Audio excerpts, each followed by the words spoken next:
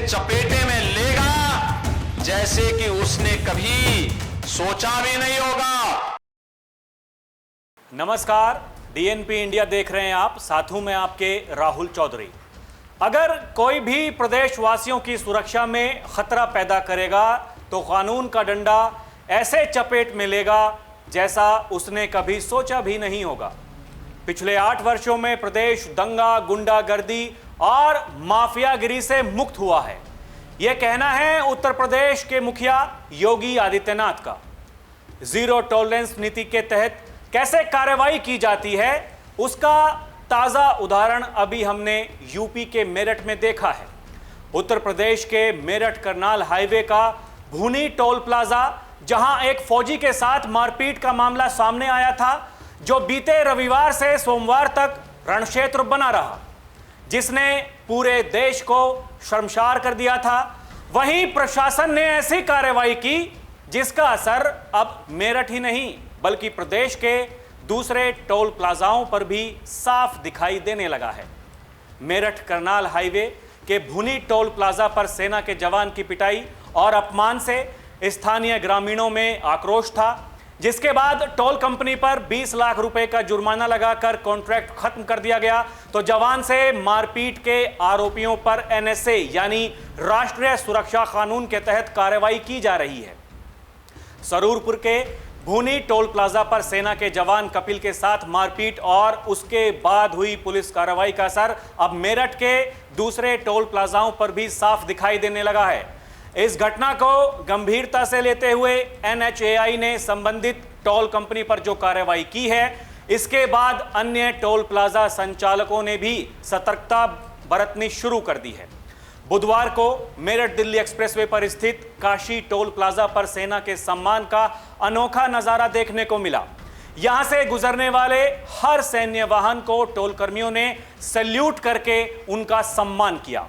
सेना के जवानों के प्रति सम्मान जताने की इस पहल ने यात्रियों का भी ध्यान आकर्षित किया।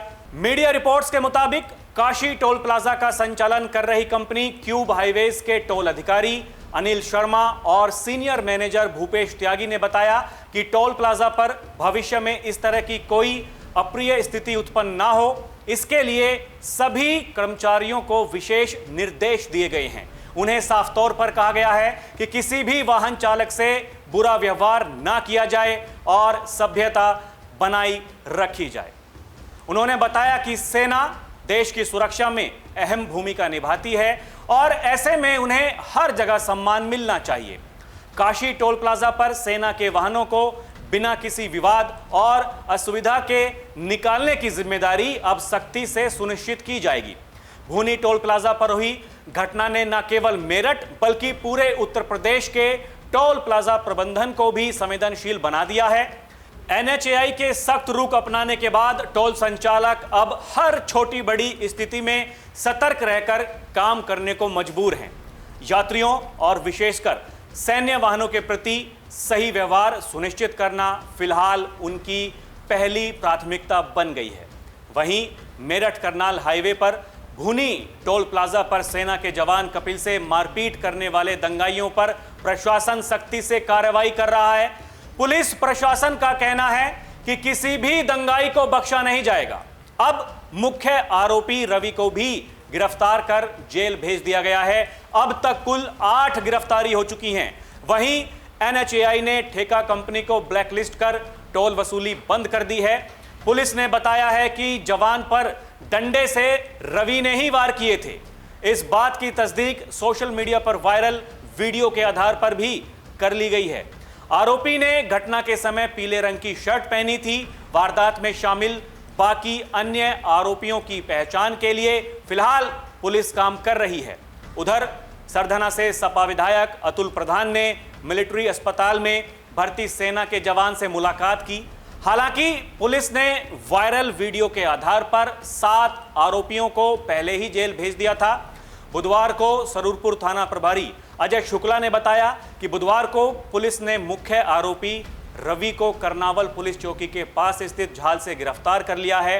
एसएसपी मेरठ डॉक्टर विपिन ताड़ा ने कहा है कि वारदात में शामिल 8 आरोपियों को पुलिस ने अब तक गिरफ्तार कर जेल भेज दिया है। घटना में जो भी अन्य आरोपी सामने आएंगे उनकी पहचान कर उनकी गिरफ्तारी कराई जाएगी। वहीं फौजी कपिल की मां सुनीता का कहना है कि अगर पुलिस समय पर नहीं पहुंचती तो आरोपी उनके बेटे को मार देते। साथ ही उन्हें डर भी सता रहा है कि उनके बेटे को बर्बरता से पीटने वाले सभी आरोपी पकड़े तो गए हैं, लेकिन वो जेल से छूटने के बाद उनके बेटे और उनके परिवार के साथ में कोई अनहोनी ना कर दें। सभी आरोपी स्थानीय हैं और पहले से ही आपराधिक प्रवृत्ति के हैं। इसे लेकर वो काफी चिंतित हैं। हालांकि कपिल के पिता कहते हैं कि पूरा देश उनके साथ है, कुछ नहीं होगा। कृष्णपाल ने सुनीता को हिम्मत बंधाते हुए कहा कि देश ही उनका परिवार है, वे पाकिस्तान में नहीं हैं कि आरोपियों से डर जाएं, वो उत्तर प्रदेश में रहते हैं। क्षेत्र के तमाम लोग उनकी हिम्मत बढ़ा रहे हैं। प्रशासन अपना काम कर रहा है। 8 आरोपियों को पुलिस ने पकड़कर कार्रवाई शुरू कर दी है। पूर्व विधायक संगीत सोम, जिन्हें उत्तर प्रदेश के मुख्यमंत्री योगी आदित्यनाथ का खास माना जाता है, पहले ही हर संभव मदद का भरोसा दे चुके हैं। जब मीडिया ने उनसे पूछा था कि आप कब तक धरने पर बैठेंगे, उन्होंने कहा था कि आप ज्यादा चिंता मत कीजिए, यहां बीजेपी की सरकार है, यहां कार्रवाई में ज्यादा समय नहीं लगता है। दर्शकों, आपको क्या कुछ लगता है हमें कमेंट करके जरूर बताइएगा। अभी के लिए इतना ही। आप देखते रहें DNP इंडिया, हर खबर भरोसे के साथ। नमस्कार, जय हिंद।